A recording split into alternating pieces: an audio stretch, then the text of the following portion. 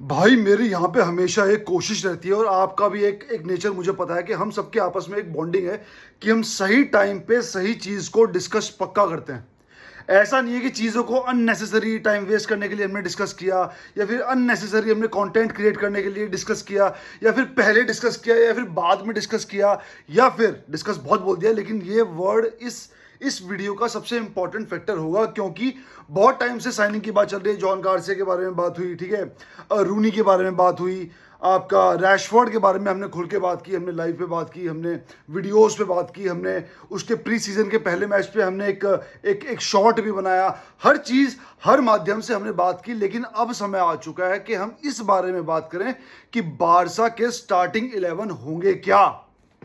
Barça के starting 11 जो fixed है, प्लस रोटेशन कैसे होंगी। सीजन बहुत बड़ा है और सिर्फ स्टार्टिंग 11 के बेस पे आप टूर्नामेंट्स को नहीं जीत सकते।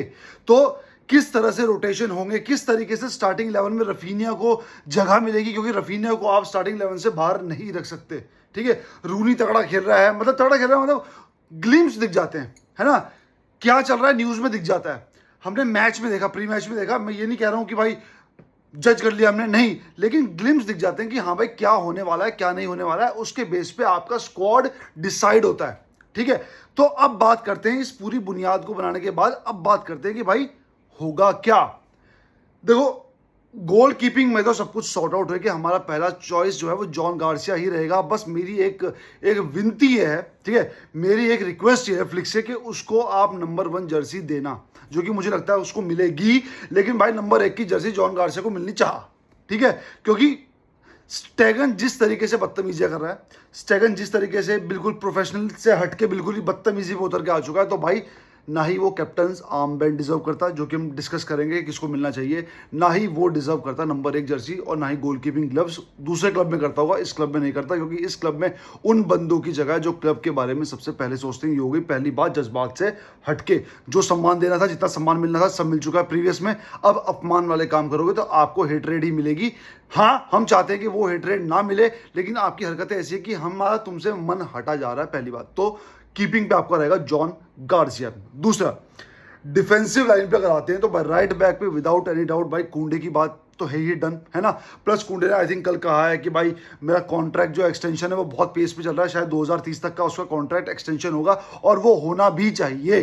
ठीक है, well deserving best right back in the world है वो बंदा इस टाइम वर्ल्ड फुटबॉल में। ना ही कारवाहाल, ना ही आर्नल्ड, ना ही कोई और बंदा, ना ही वॉकर तो खैर अपना प्राइम छोड़ चुका है। कोई भी बंदा, चाहे आपका जेम्स हो, कोई भी हो, नंबर 1 पे मेरे लिए as a football fan, not as a Barcelona fan, as a football fan number 1 Kounde ही रहेगा। वहां पे मिड पे आते हैं, मिड पे भाई उसमें मतलब डिफेंसिव सेंटर बैक पोजिशन पे आते हैं भाई।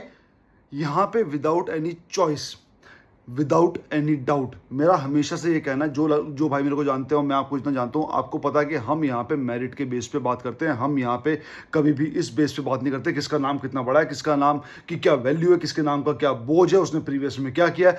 प्रीवियस के बेस पे उसको प्रीवियस में रिजल्ट्स मिल चुके हैं, वो स्क्वाड में खेल चुका है। लेकिन भाई अगर आप देखते हो, मेरी फर्स्ट चॉइस होंगे भाई कुबारसी और मार्टिनेज, जो कि आप सबकी भी यही होगा। अराहो को मैं स्टार्टिंग 11 में नहीं देखता हूँ, उसको मैं एज ए रोटेशनल प्लेयर देखता हूँ। अब अराहो इस चीज़ को एक्सेप्ट कर पाता नहीं कर पाता, अगर एक्सेप्ट करता है तो वो रहेगा, नहीं कर पाता तो वो सेल होगा। और जो बंदा मेरे को चाहिए भाई बार्सिलोना में, क्रिस्टेंसन, वो बंदा रहना चाहिए, क्योंकि उसका कंट्रोल अच्छा है, उसकी हेडिंग अच्छी है, उसको प्रेशर में इतनी जल्दी नहीं आता है, प्लस फिजिकलिटी भी है, सब कुछ है। अराहो सिर्फ फिजिकल है, दिमाग कम लगाता है, इसलिए हमें दिमाग वाले प्लेयर भी चाहिए, बॉडी विद ब्रेन वाले प्लेयर चाहिए। अब आते हैं लेफ्ट बैक, ये पोजीशन बहुत इंटरेस्टिंग है। हालांकि शुरुआत बाल्डे ही करेगा, लेकिन भाई ट्रांसफर मार्केट अभी खत्म नहीं हुई है।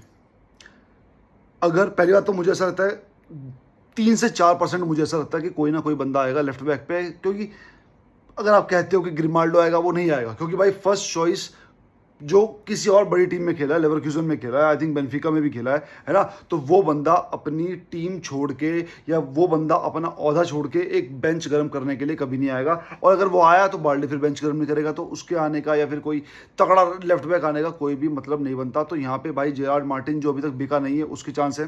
ठीक है, एज अ बैकअप। लेकिन जेरार्ड मार्टिन से पहले मैं रखूंगा भाई टोरेंट को, जॉफ्रे टोरेंट को, क्योंकि उसके बारे में बहुत न्यूज़ सुनने में आ रही है कि बंदा तगड़ा है। हाँ, अभी खेलते हुए नहीं देखा है, हाईलाइट से जज नहीं कर सकता, लेकिन जो जो बोलते हैं ना, माउथ पब्लिसिटी सबसे तगड़ी और सबसे वैल्यूएबल, सबसे डिपेंडेबल पब्लिसिटी होती है। तो भाई जॉफ्रे टोरेंट के ऊपर, उस चीज़ के ऊपर मैं अभी भरोसा कर रहा हूँ as a backup of Balde. ये हो गया आपका डिफेंस सॉर्ट आउट। अब आते हैं मिडफील्ड में, ये बहुत टेक्निकल है। मिडफील्ड में आपको देखना पड़ेगा कि आप किस ओपोनेंट के खिलाफ खेलने जा रहे हो, क्योंकि कई बार हमने बात की है कि रफीनिया को आप कैसे एडजस्ट करोगे रैशफोर्ड के साथ। हालांकि जो तरीका है वो यही लग रहा है मुझे कि भाई रफीनिया खेलेगा आपका लेफ्ट विंग पे और रैशफोर्ड आपका बैकअप आएगा, लेकिन मुझे ऐसा लगता है रैशफोर्ड अपनी जगह बनाएगा इन स्टार्टिंग 11 अपनी परफॉर्मेंस के बेस पे। तो दोनों सिनेरियो को रखते हैं दिमाग में। तो अगर पहला सिनेरियो ये होगा कि रैशफोर्ड अपने स्टार्टिंग 11 में जगह बना लेता है परमानेंट, तो थारा भाई मेन ये होगा कि पेड्री, फ्रैंकी डियोंग जो कि एक दूसरे को कॉम्प्लीमेंट करें, ठीक है। और बॉल प्रोग्रेशन तो पेड्री भी करता है एक तरीके से, फ्रैंकी तो बहुत ही बढ़िया करता है, रफीनिया तो बेहतरीन ही करेगा।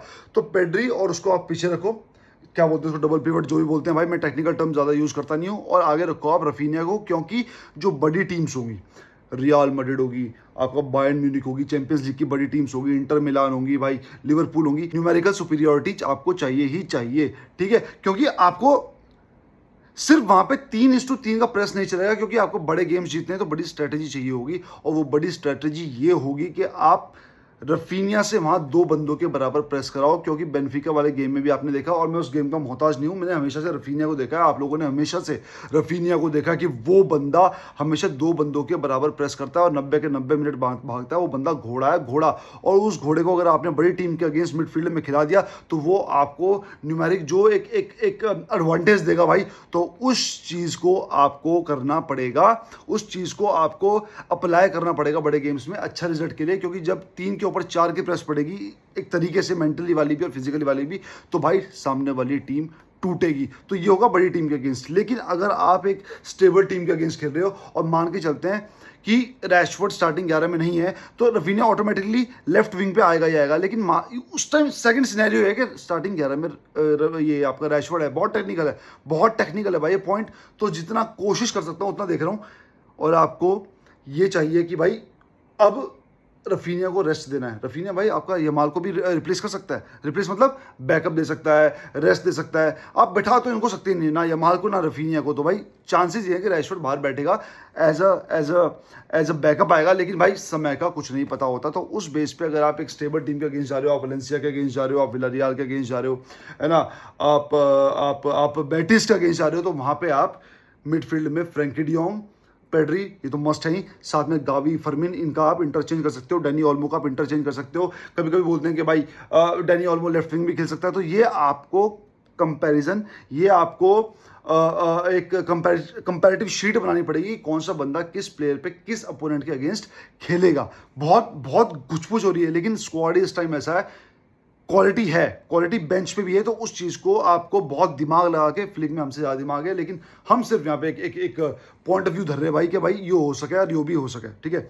अब आते हैं भाई अटैक पे। शॉर्ट आउट है लेफ्ट पे, स्टार्टिंग 11 पे अगर बात करते हो, रेशफोर्ड बाहर है तो आपका रफीनिया, मिड पे सेंटर फॉरवर्ड पे आपका रहेगा भाई लेवेंडोस्की, और राइट विंग पे आपका रहेगा भाई यमाल। अब रूनी भी है, रैशफोर्ड भी है और फेरान टोरेस भी है।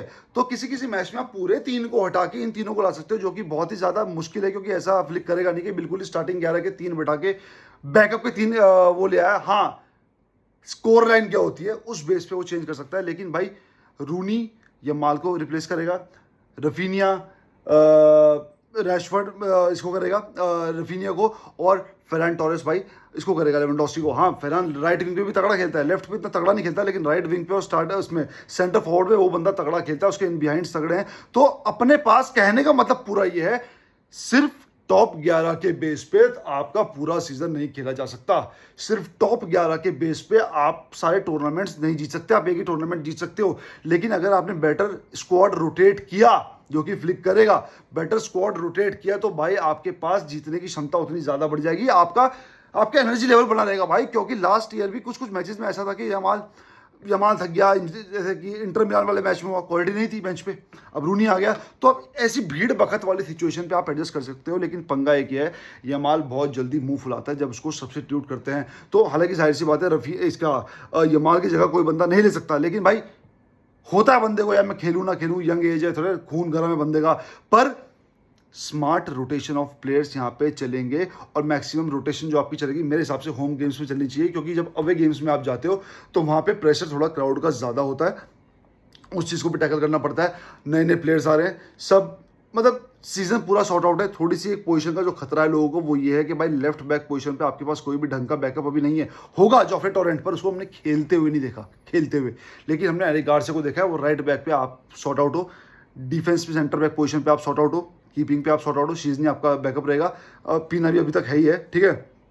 मिडफील्ड में आप मोर देन सॉर्ट आउट हो, अटैक में आप मोर देन सॉर्ट आउट हो, क्योंकि आपके पास टॉप 11 के 3 बंदों से अलग भी बैकअप के 3 बंदे, रैशफोर्ड, आपका फेरान टोरेस और आपका रूनी है ही। तो सिर्फ आप थोड़ा सा लेफ्ट बैक पे थोड़ा सा कमजोर पड़ रहे हो, इस चीज़ को थोड़ा सा इंप्रूव करना पड़ेगा। बाकी हर चीज़ सॉर्ट आउट है, सीजन में जाने को आप पूरी तरीके से भाई तैयार हो और मोटिवेशन टॉप लेवल पे है। बस जो लास्ट सीजन हमने मैड्रिड को 5 बार पेला है वो चीज़ सर पे नहीं चढ़नी चाहिए। नया सीजन है, नई शुरुआत है भाई, तो अलग तरीके से तोड़ना है टीम्स को। मिलते हैं भाई अगली वीडियो में। आप बताना आपके स्टार्टिंग 11 क्या है और आपका बैकअप आप कैसे यूज करते हो, शॉर्ट में बताना, मैं समझ जाऊंगा कमेंट सेक्शन में और रिप्लाई पक्का करूंगा। मिलते हैं भाई अगली वीडियो में, तब तक के लिए विस्कल बारसा।